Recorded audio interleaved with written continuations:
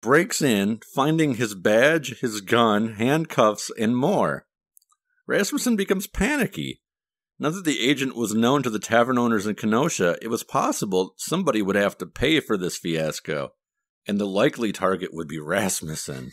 He's scared because he's introduced this guy to the gamblers in Kenosha, and he's like, oh, crap. I don't want to be the guy who let the undercover agent in. A few days later, the undercover agent calls Rasmussen to place a bet. The agent, at this point, knows that his cover is blown. Okay. He's figured this out that Rasmussen knows. But he's like, I'm just going to pretend as if it's not the case. So he places a bet to do what they call tickling the wire. And tickling the wire is kind of just to see how somebody reacts. Rasmussen took the bet and then said the agent had an envelope waiting for him at the idle hour with past winnings in it. The agent went to the idle hour, but there was no envelope there. Okay. So he's like, okay, Rasmussen's just messing with me now. He's like, he's not going to pay me for bets anymore. Through investigation, the local printer who was printing the cards was identified as Arthur Wick, who was operating the Fine Arts Press at 1012 North 3rd Street in Milwaukee. Wick was doing a good business.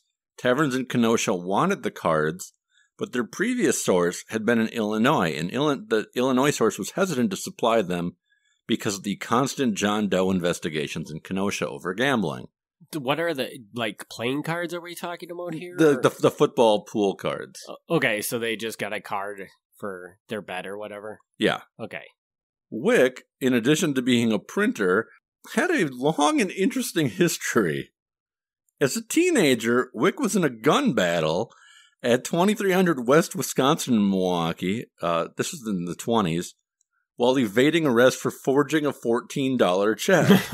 Wow. He shot and injured a patrolman in the chest, while Wick took a bullet in the thigh. Wick served time in the Green Bay Reformatory.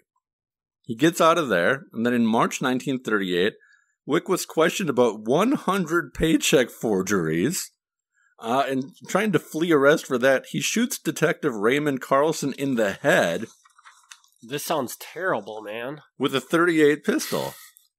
Carlson lost his left eye. After arresting Wick this time, they also pick up a few of his friends as part of what they called a forgery ring. At trial, 2 jurors received mailed threats that they would get their heads blown off if they convicted Wick, but this did not work, and Wick was sentenced to 30 years in Waupun. He was released 8 years later. 1 month after being released, he was caught having a woman pass forged checks for him. Out again in May 1956, he was sent back to prison for writing checks under a fake business name.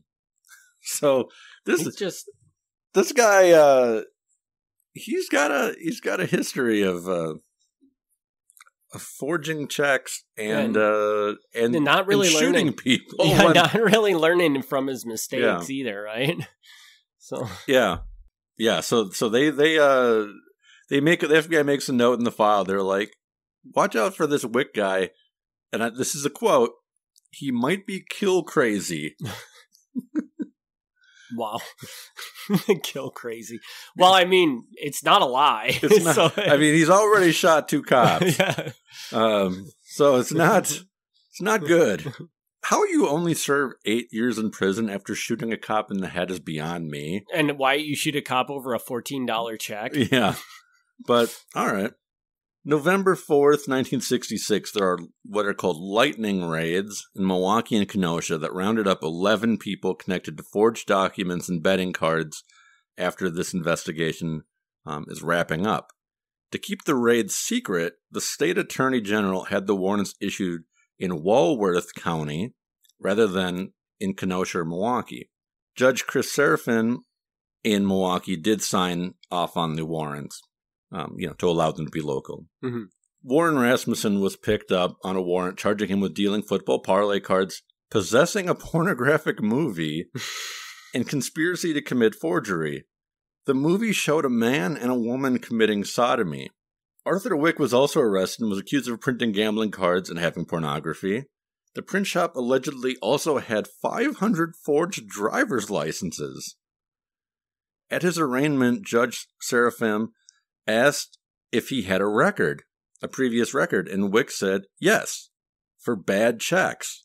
The prosecutor said, I think your record has a little bit more than that. Wick then volunteered, oh, do you mean my police record? That was a long time ago. Evidence against Wick and Rasmussen included photos of them in the print shop, printing up the parlay cards. So they had been taking photos through the windows of these guys actually doing it. I would love to know more about the pornography part, just to be clear. Like, I love the fact that, like, pornography at this point in time is illegal. When does pornography become legal? Early 70s. Okay. Early 70s. And so is... I love that, like, they get arrested for this, and, like, the description is there's a man and a woman committing sodomy. That doesn't tell me what this is or how bad this is. Yeah. And, I mean, no matter what, it's illegal at this point in time. But, like, I don't know if they've got some weird, freaky stuff going on here, or if this is now, today, would just be, like, the most boring probably the thing. Most boring thing you could have ever imagined. Yeah. Other people arrested in the raid and charged with accepting bets were a beauty shop owner, several tavern owners in the Kenosha area, and an AMC employee, just randomly. American Motor Company? American Motor Company, yes. I go to Appleton Medical Center, so... Yes. In this case, AMC is the American Motor Company, the major employer of Kenosha when it existed. A week later, 16 more charges were filed against Rasmussen in Kenosha. They concerned running a lottery, in this case baseball pool cards, receiving horse bets, and transferring football parlay cards. The district attorney said this brought Rasmussen's charges to a total of 22, and he also issued warrants for 2 other Kenosha gamblers, who were not necessarily connected to Rasmussen, but that were picked up during the same investigation. An informant to the FBI said that Chief Leo Buckman of Kenosha was a laughingstock following the recent lightning raids, and displayed a real lack of intelligence. Buckman had apparently told the press that he was not aware of the raids until after they happened. The truth was more that he had been informed last minute, and he clearly knew because he had 6 of his men assisting the state agents during the arrest. Rather than saying he did not know, he could have merely said no comment and enjoyed the free positive publicity of the raids. Instead, he looked like he didn't know what was going on in his own community. The informant suspected Buckman was not so dumb as he was afraid because of the close ties between the hoodlums and the local government. Ooh. Yeah, which that's a whole other thing, but... That's a future episode? Oh, yeah. Yeah, okay. More charges come down for Wick for forgery. In fact, even after the arrest, a state investigator gets Wick to print out 50 cashier's checks using the Midland National Bank as the name, and under the account of a fake man named John Seymour. So Wick apparently is not very smart, and if you just ask him to print things, he'll print them for you. The district attorney moved to have the tavern license revoked for the idle hour because of the gambling on the premises. Specifically, they targeted the idle hour because the owner, a man named Felix Caro, and it's spelled like Cairo, like Egypt. Okay. I don't know if it's pronounced Cairo or Caro, so I apologize to the people at home. I highly doubt it's pronounced Cairo, like Egypt. But in case you hear me say Cairo and you're like, it's Caro, or I said Caro, you're like, it's Cairo. Either way.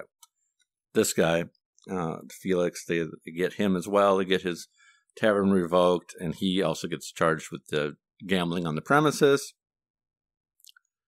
The undercover state agent, now revealed to be Russell Nelson, testified at a preliminary hearing for Felix. He swore to receiving 300 football parlay cards from Rasmussen at the tavern for the purpose of reselling them. Nelson further said that he had made 4 bets with Felix directly between May and